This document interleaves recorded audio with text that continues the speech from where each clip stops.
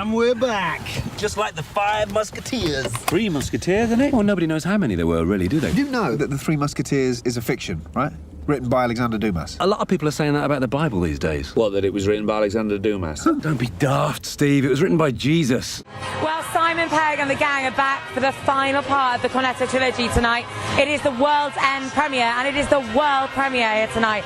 So get ready for us to chat to Simon Pegg and all of his hilarious, crazy gang. You're watching The Van Carpet. I'm Rachel. It's a great movie. It's a movie about a load of blokes having a midlife crisis, but it's set in the end of the world, and it's just very funny. You know, Shaun of the Dead and Hot Fuzz were very personal stories, they're very personal testimonies of Edgar and Simon. And this is a similar thing, but they're at this stage in their life now, and they've told it in this way, and it's very, very funny. I think we had the idea for the story just after Hot Fuzz, actually whilst we were doing the press for Hot Fuzz. And then both me and Simon went off and made separate movies. And so it was nice making this movie because it's about friends reuniting, and we were friends coming back together to write it. We're all best mates, we all hang out all the time. You know, me and Simon did Paul, Edgar did Scott Pilgrim, and you know, when you hang out, you hear someone say, hey, what do you think about this? But in terms of technically, you know, they do a script, I get it, I do notes on it, I give it back to them, and we sit in a room and go through the whole thing line by line. And then from that point, another script is generated, and we all move forward together.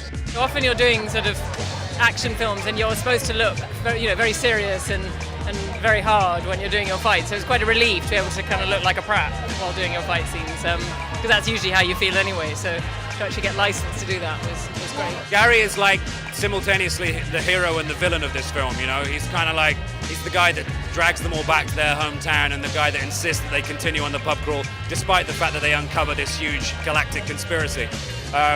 I like him a lot. I think he's a terribly sad guy in a way, you know. He's hilariously funny, he's full of energy, but at the heart of him is a deep tragedy, and I think that's really interesting to play, you know. He's not as kind of bright and bushy-tailed as he makes out.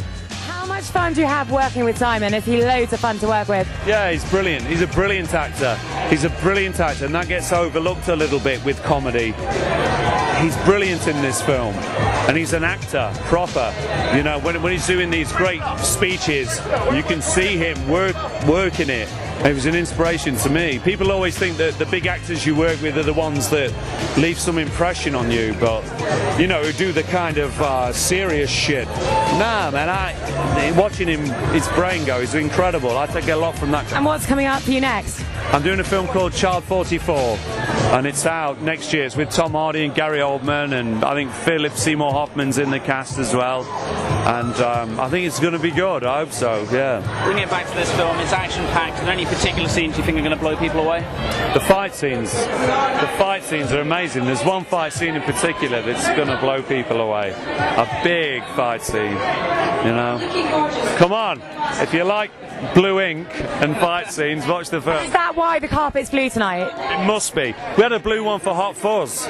You guys, you're so alternative. Yeah. We're risque. Hello, I am a robot. We're just 5 friends on a night out, having a good time. The World's End. What the hell is that? We are going to get to the world's end if it kills us. Oh no!